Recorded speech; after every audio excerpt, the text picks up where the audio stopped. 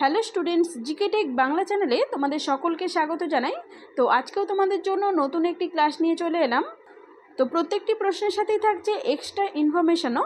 তো এক্সট্রা ডিটেলসগুলি তোমরা খুব ভালোভাবে দেখবে, কারণ এতে করে তোমরা যেমন অতিরিক্ত তথ্য জানতে পারবে, আবার প্রশ্নগুলিও কিন্তু তোমাদের অনেক দিন মনে থাকবে। তো চলো আজকের ক্লাসটি শুরু করি। আজকের প্রথম প্রশ্ন দেখো, নিম্নলিখিত কোন ভিটামিনটি আমাদের শরীরকে হাড় ও দাঁতের জন্য ক্যালসিয়াম ব্যবহার করতে সাহায্য করে? তো সঠিক উত্তর হয়ে যাবে ভিটামিন ডি, অপশন ডি এখানে সঠিক উত্তর। তো এক্সট্রা ইনফরমেশন দেখে নাও, ভিটামিন ডি সূর্যের আলো থেকে আমাদের শরীরে তৈরি হয়। তো তোমাদের সরাসরি প্রশ্ন আসতে পারে যে সূর্যের আলোতে কোন ভিটামিন পাওয়া যায়। মনে রাখবে ভিটামিন ডি সূর্যের আলোতে পাওয়া যায়। এছাড়াও দেখো এটি ক্যালসিয়াম ও ফসফরাসের শোষণেও সাহায্য করে। এছাড়াও মনে রাখো ভিটামিন ডি এর অভাবে রিকেটস নামক রোগটি হতে পারে।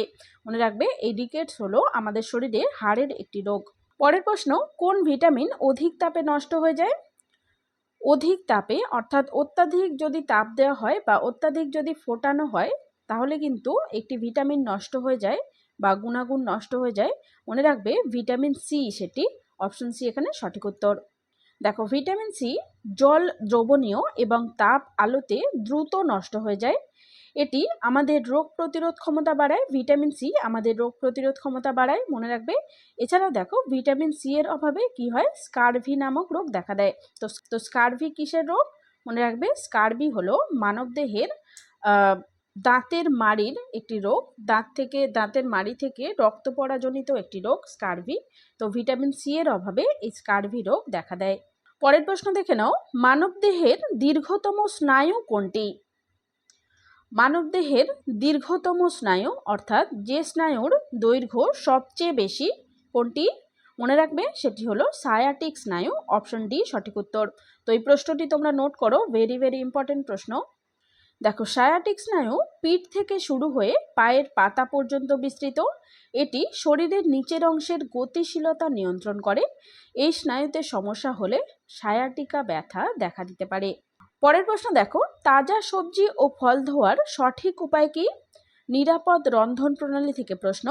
দেখো সঠিক উত্তর হয়ে যাবে অপশন বি, লবণ মিশ্রিত জলে 10 মিনিট ভিজিয়ে রেখে তবেই তাজা সবজি বা টাটকা সবজি ও ফল ধুতে হবে। দেখো এতে কি হয়, কীটনাশক ও ময়লা দূর করতে সাহায্য করে এই পদ্ধতি। সবজি ও ফল কখনো ডিটারজেন্ট বা সাবান দিয়ে ধোয়া উচিত নয়, এটা নিশ্চয়ই সবাই জানো। এছাড়াও দেখো পরিচ্ছন্নতা রক্ষায় রান্নার আগে সবজি ফল ভালোভাবে ধোয়া জরুরি। তো এটি তোমরা সবাই করবে। পরিচ্ছন্নতা বজায় রাখার জন্য রান্নার আগে সবসময় সবজি ফল ধুয়ে নেওয়ার চেষ্টা করবে। কাটার পরে যদি সবজি বা ফল ধোয়া হয় তাহলে কিন্তু গুণমান নষ্ট হয়ে যায়। পরের প্রশ্ন, বিশ্ব ক্যান্সার দিবস কবে পালন করা হয়? তো বিভিন্ন দিবস সম্পর্কিত প্রশ্ন তোমাদের পরীক্ষায় জিজ্ঞাসা করা হয় প্রায়ই। তো এই প্রশ্নটি তোমাদের বিগত বছরের একটি জেলার পরীক্ষা এসেছিল। তো বিশ্ব ক্যান্সার দিবস পালন করা হয়, মনে রাখবে 4 ফেব্রুয়ারি। প্রতি বছর 4 ফেব্রুয়ারি বিশ্ব ক্যান্সার দিবস পালিত হয়। তো অপশন এ সঠিক উত্তর। এক্সট্রা ইনফরমেশন দেখো, বিশ্ব স্বাস্থ্য সংস্থা হু এই দিনটি ঘোষণা করে। এই দিনটি ক্যান্সার সম্পর্কে সচেতনতা বাড়ানোর জন্য পালন করা হয়। ক্যান্সার প্রতিরোধে সঠিক খাদ্যাভ্যাস ও জীবনযাপন গুরুত্বপূর্ণ। পরের প্রশ্ন দেখে নাও, পরশুরাম কার ছদ্মনাম? তো পরশুরাম হলো রাজশেখর বসুর ছদ্মনাম, অপশন ডি সঠিক উত্তর। দেখো রাজশেখর বসু ছিলেন একাধারে রসিক সাহিত্যিক ও রসায়নবিদ। বাংলা ব্যঙ্গ রচনায় একজন পথপ্রদর্শক হিসাবে তিনি গণ্য হন। বাংলা ভাষার আধুনিক অভিধান চলন্তিকার তিনি রচয়িতা। মনে রাখবে তোমাদের প্রশ্ন আসতে পারে যে বাংলা ভাষার যে আধুনিক অভিধান চলন্তিকা এর রচয়িতাকে। মনে রাখবে রাজশেখর বসু। তো পরের প্রশ্নে যাওয়ার আগে আমাদের বইটি সম্পর্কে একটু বলি। আমরা অঙ্গনওয়াড়ি কর্মী ও সহায়িকা পরীক্ষার জন্য একটি গাইড পিডিএফ বই তৈরি করেছি। তো এই বইটি 470 পেজের এবং বইটির মধ্যে রয়েছে সিলেবাস অনুযায়ী প্রত্যেকটি বিষয়ের উপরে অধ্যায়ভিত্তিক এমসিকিউ প্রশ্ন, 30টি গুরুত্বপূর্ণ রচনা, বিগত বছরের প্রশ্নোত্তর। এছাড়াও রয়েছে মডেল প্র্যাকটিস সেট, যেখান থেকে তোমরা প্রচুর প্রশ্ন প্র্যাকটিস করতে পারবে। তো বইটি আমরা এমনভাবেই তৈরি করেছি যে একটি মাত্র বই থেকেই তোমরা আইসিডিএস এর জন্য সম্পূর্ণ প্রস্তুতি নিতে পারবে। আর হ্যাঁ, আমাদের এই বইটির একটি ডেমো পিডিএফ তৈরি করেছি যাতে আগে থেকে তোমরা দেখে নিতে পারো বইটি কেমন। তো ডেমো পিডিএফটি আমাদের টেলিগ্রাম চ্যানেলে পোস্ট করা আছে। ভিডিও ডেসক্রিপশানে আমরা টেলিগ্রাম চ্যানেলের লিঙ্ক দিয়ে রাখলাম, সেখান থেকে তোমরা দেখে নিতে পারো, অথবা চাইলে তোমরা স্ক্রিনে দেওয়া নাম্বারে হোয়াটসঅ্যাপে যোগাযোগ করতে পারো। হোয়াটসঅ্যাপে তোমরা হাই লিখে পাঠাও, আমরা তোমাকে ডেমো পিডিএফটি পাঠিয়ে দেবো। ডেমো পিডিএফটি দেখে বুঝে নাও, তারপরে সিদ্ধান্ত নাও বইটি নেবে কিনা। এটুকু বলতে পারি, যারা এক্সাম সিরিয়াসলি দিতে চাও তাদের জন্য এই গাইড বইটি কিন্তু একদম পারফেক্ট। তো চলো চলে যাব পরের প্রশ্নে। পরের প্রশ্ন দেখে নাও, কোনটি ফল পাকাতে সাহায্য করে? ইথিলিন, অক্সিজেন, জিববেরেলিন নাকি সাইটোকাইনিন? তো সঠিক উত্তর হয়ে যাবে ইথিলিন, অপশন এ সঠিক উত্তর। এক্সট্রা ইনফরমেশন দেখো, ইথিলিন একটি প্রাকৃতিক উদ্ভিজ্জ হরমোন যা ফল পাকায়। কাঁচা কলা বা আম পাকাতে সাধারণত ইথিলিন গ্যাস ব্যবহৃত হয়। অতিরিক্ত ইথিলিন ব্যবহার করলে ফলের গুণমান নষ্ট হতে পারে। পরের প্রশ্ন দেখো, ভারতের সর্বপ্রথম উৎক্ষেপিত উপগ্রহ আর্যভট্ট কবে উৎক্ষেপণ করা হয়? এখান থেকে একটা ইনফরমেশন তোমরা জেনে গেলে যে ভারতের সর্বপ্রথম উৎক্ষেপিত উপগ্রহ হলো আর্যভট্ট, মনে রাখবে, এটিও প্রশ্ন হয়। দেখো সঠিক উত্তর হয়ে যাবে 1975 সালে এটি উৎক্ষেপণ করা হয়, অপশন সি এখানে সঠিক উত্তর। এক্সট্রা ইনফরমেশন দেখো, আর্যভট্ট উপগ্রহটি রাশিয়া, তৎকালীন যেটি সোভিয়েত ইউনিয়ন ছিল, তো তার সাহায্যেই উৎক্ষেপণ করা হয়েছিল। এটি ভারতের মহাকাশ গবেষণার ইতিহাসে এক গুরুত্বপূর্ণ মাইল ফলক। তো উপগ্রহটির নামকরণ একটি প্রাচীন ভারতীয় জ্যোতির্বিদ আর্যভট্টের নামে। পরের প্রশ্ন দেখো, চারমিনার কোথায় অবস্থিত? তো তোমরা উত্তর করো, খুবই সহজ প্রশ্ন। ভিডিও সেশনটি তোমাদের যদি ভালো লাগে একটি লাইক করে দাও এবং বন্ধুদের মাঝে শেয়ার করে দাও। তো সঠিক উত্তর হয়ে যাবে চারমিনার অবস্থিত হায়দ্রাবাদে, অপশন সি এখানে সঠিক উত্তর। দেখো চারমিনার হায়দ্রাবাদ শহরের কেন্দ্রস্থলে অবস্থিত একটি ঐতিহাসিক মিনার। এটি 1591 সালে মোহাম্মদ কুলি কুতুব শাহ নির্মাণ করেন, এটিও ইম্পর্টেন্ট। চারমিনার নির্মাণ করেছিলেন কুলি কুতুব শাহ, মনে রাখবে। এছাড়াও দেখো 4টি মিনার থাকায় একে চারমিনার বলা হয়। পরের প্রশ্ন দেখে নাও, প্রথম মহিলা মাউন্ট এভারেস্ট আরোহণকারীর নাম কি? তো প্রথম যিনি মাউন্ট এভারেস্ট আরোহণ করেছিলেন তিনি হলেন জুনকো তাবেই, অপশন এ সঠিক উত্তর। এক্সট্রা ইনফরমেশন দেখো, জুনকো তাবেই 1975 সালে মাউন্ট এভারেস্ট আরোহণ করেন। তিনি বিশ্বের প্রথম মহিলা যিনি এভারেস্ট জয় করেছিলেন। তিনি জাপানের নাগরিক ছিলেন, অর্থাৎ জুনকো তাবেই তিনি জাপানের নাগরিক ছিলেন। বাচেন্দ্রী পাল ভারতের প্রথম মহিলা যিনি 1984 সালে এভারেস্ট জয় করেন।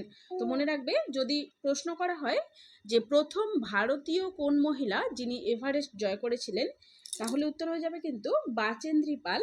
আর যদি শুধু জিজ্ঞাসা করা হয় যে কোন মহিলা প্রথম এভারেস্টে আরোহণ করেছিলেন বা জয় করেছিলেন, তার উত্তর হয়ে যাবে কিন্তু জুনকো তাবেই। আর সালগুলো তোমরা মনে রাখবে, জুনকো তাবেই 1975 সালে মাউন্ট এভারেস্টে আরোহণ করেছিলেন এবং বাচেন্দ্রী পাল 1984 সালে।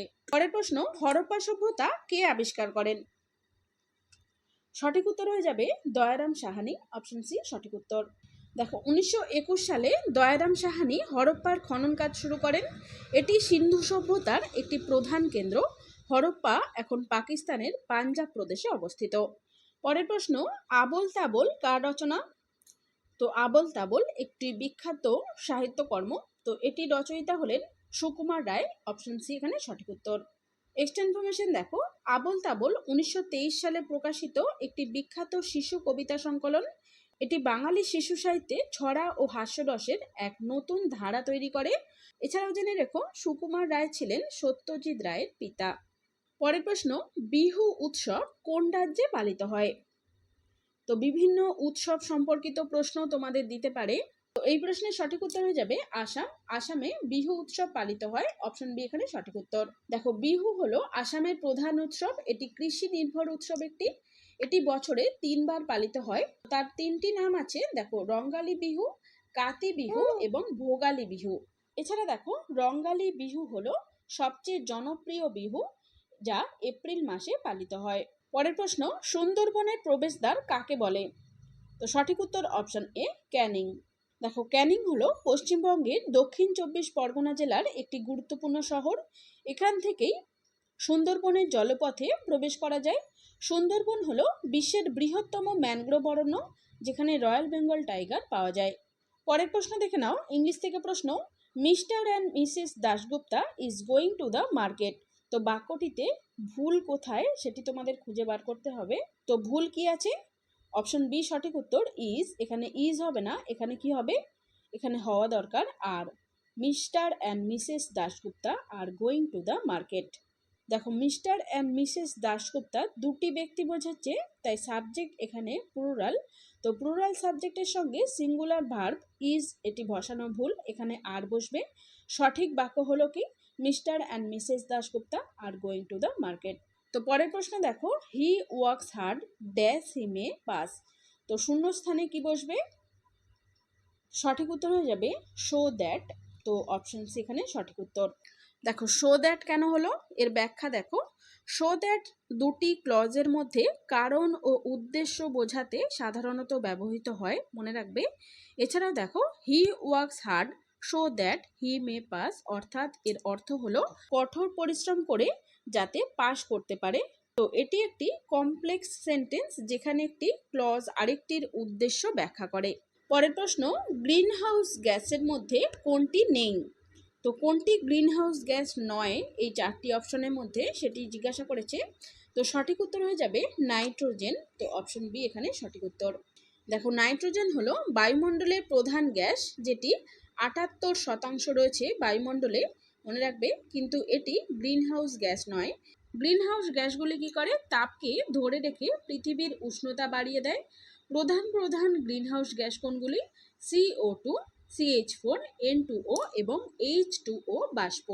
পরের প্রশ্ন দেখো, বিদ্যাসাগর কোন ধরনের সংস্কার আন্দোলনের জন্য বিখ্যাত। তো সঠিক উত্তর হয়ে যাবে নারী শিক্ষার প্রসার ও বিধবা বিবাহ, অপশন বি সঠিক উত্তর। দেখো ঈশ্বরচন্দ্র বিদ্যাসাগর বিধবা বিবাহ প্রচলনের জন্য আইন প্রণয়নের নেতৃত্ব দেন।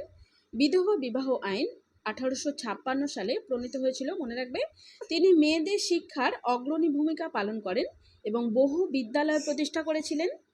তিনি সংস্কৃত ভাষার আধুনিকীকরণেও বিশেষ অবদান রেখেছেন। পরের প্রশ্ন দেখো, ক্লাইমেট ও ওয়েদার এই দুটি শব্দের মধ্যে পার্থক্য কী। সঠিক উত্তর হয়ে যাবে অপশন সি। দেখো ক্লাইমেট মানে হলো দীর্ঘমেয়াদী আর ওয়েদার মানে হলো স্বল্প মেয়াদী অবস্থা। তো এক্সট্রা ইনফরমেশন দেখো, ওয়েদার হলো নির্দিষ্ট সময়ে নির্দিষ্ট স্থানে বায়ুমণ্ডলের অবস্থা, যেমন আজকের আবহাওয়া। আর ক্লাইমেট হলো দীর্ঘ সময়ের গড় আবহাওয়া, যেমন কলকাতার জলবায়ু উষ্ণ আর্দ্র। অর্থাৎ দীর্ঘমেয়াদী যে আবহাওয়া তাকে বলা হয় ক্লাইমেট, এবং স্বল্প মেয়াদী বা কম সময়ের জন্য যে ওয়েদার বা আবহাওয়া তা হলো ওয়েদার। এছাড়াও দেখো ক্লাইমেট পরিবর্তন হলে আবহাওয়ার ধরনও পরিবর্তিত হতে পারে। পরের প্রশ্ন দেখো, ভারতের সংবিধানে পঞ্চায়েত ব্যবস্থা কোন অনুচ্ছেদে রয়েছে। ভেরি ভেরি ইম্পর্টেন্ট প্রশ্ন। সঠিক উত্তর হয়ে যাবে 243 নম্বর অনুচ্ছেদে, অপশন সি এখানে সঠিক উত্তর। এক্সট্রা ইনফরমেশন দেখো, 73তম সংবিধান আইন অনুযায়ী গ্রামীণ স্তরের গণতান্ত্রিক প্রতিষ্ঠান হিসাবে পঞ্চায়েত ব্যবস্থা প্রতিষ্ঠিত হয়। এটি 1993 সালে কার্যকর হয়েছিল, মনে রাখবে। এছাড়াও দেখো পঞ্চায়েত 3টি স্তরে বিভক্ত, গ্রাম পঞ্চায়েত, পঞ্চায়েত সমিতি এবং জেলা পরিষদ। তো এখান থেকে মনে রাখবে পঞ্চায়েত ব্যবস্থার সর্বোচ্চ স্তর হলো জেলা পরিষদ, এবং মাঝের স্তর হলো পঞ্চায়েত সমিতি, এবং সর্বনিম্ন স্তর হলো গ্রাম পঞ্চায়েত।